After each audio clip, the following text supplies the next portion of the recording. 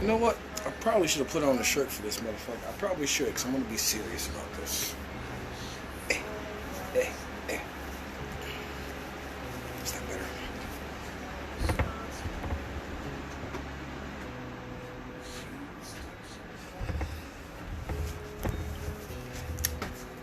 I was sitting here, morning coffee, a few blunts, mind your business. And it kind of occurred to me. I said, you know what? I'm really proud of certain people. I thought about a guy that I went to school with, O'Shea Jackson. That was this nigga's real name, O'Shea Jackson. Shit you not. And I remember he would tell everybody, shut up, bitch. It didn't matter who the fuck he was. The nigga literally told me one day, man, my bad, Chris, that's just the way I talk. Okay, O'Shea? No, it's O'Shea Jackson. O'Shea Jackson. Never forget it. And we was in Summit Learning Center, which is an alternative school, you know. And I thought about it. I said, you know, I'm really proud of a lot of my guys and the chicks that I went to alternative school with, you know, because we were treated like the future supervillains of fucking America, you know.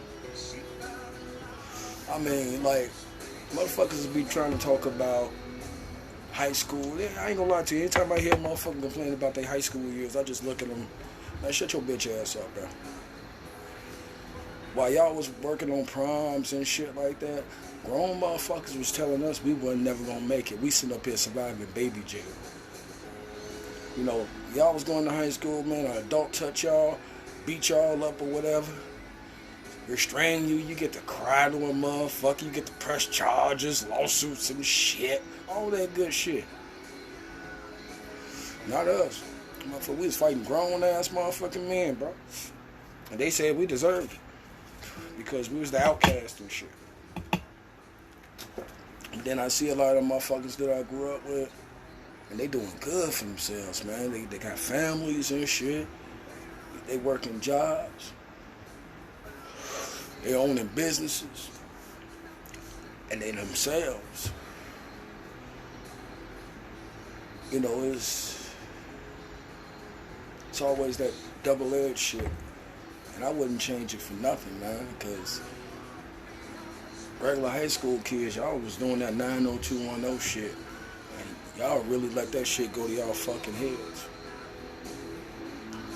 I think in alternative school they understood that, damn, we gotta get these motherfuckers for real motherfucking life because they're gonna be a problem. I remember one of my counselors, he was like the main counselor, Mr. Vicker or some shit like that, I forget the nigga name. But he did an IQ test on me. I think I came in 158 and he said, you're dangerous.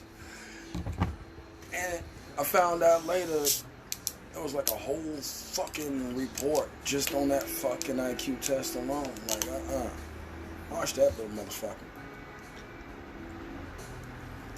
There was a lot of cats in alternative school that was gifted. And nobody took the time to understand them. You know, we were fucking kids, man. But we had some teachers that like really fucking tried hard and really put a lot in and gave a fuck about us. I remember one of my teachers, a little short lady, she told me the most disrespectful thing anybody can ever tell you is shut up. The most disrespectful thing anybody can ever do is try to keep you from motherfucking speaking your mind. I always remembered that shit. I always remembered that shit. Then I had Miss Micret. Teresa Micret.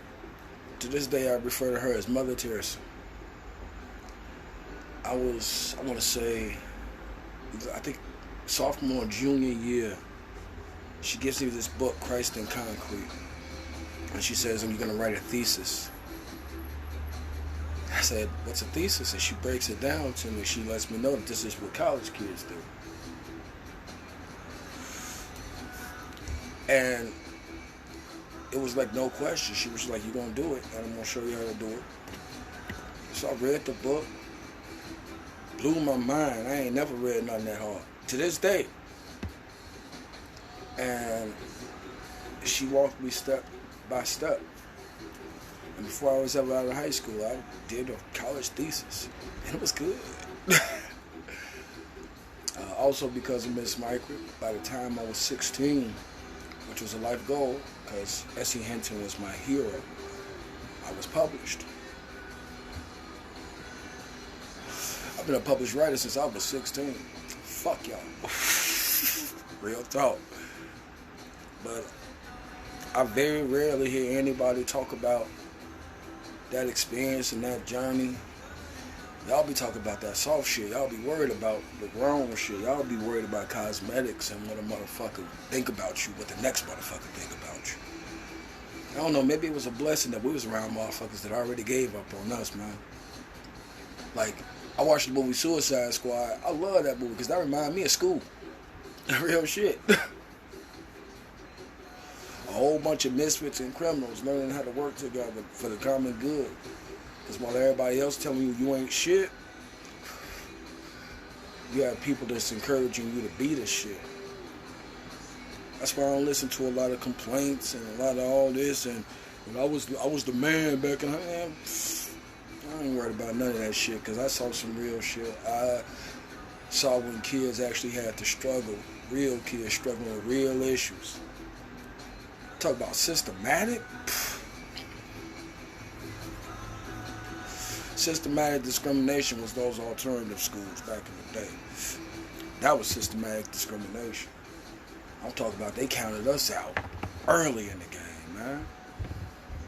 You know, imagine like literally every month, no matter how smart you are, no matter what the fuck you do, the majority of the adults around you are telling you you ain't shit. That you lesser than the goofies in high school. I remember when I first got there, I felt like I was in exile. And my whole goal was to get back on track of my academic plan, which is go to a top school. Back then I wanted to go to MIT. And I thought going to this alternative school just fucked everything up. That was my freshman year. By my sophomore year, they were telling me you can earn a way back to high school, to regular high school, because your grades is killing you. And somewhere around sophomore year, they kept saying, yeah, you're this close, you're this close. I was like, I don't want to go back. To be honest with you, I didn't want to go back. All my friends were here. All the people I kicked it with every day were here. All my favorite teachers was here. I mean, whether we got into it or not. Hell, by the time, middle of sophomore year, every motherfucker I had a problem with in freshman year. Nigga, we was cool in the fucking game. But then I saw through a lot of shit, man. I saw how, like, they were supposed to treat us fucked up to make us feel fucked up so we wouldn't be competition for their little favorites in high school. So yeah, a lot of people don't talk about that, man. A lot of people refuse to speak on that, man. And it wasn't racism, because I went to school with kids of all color, all sizes. And all of them felt like, man, we were thrown away. But then that just got us mad. Put some fire on their asses, man. And it made us want to do better. Better than you 90210 motherfuckers.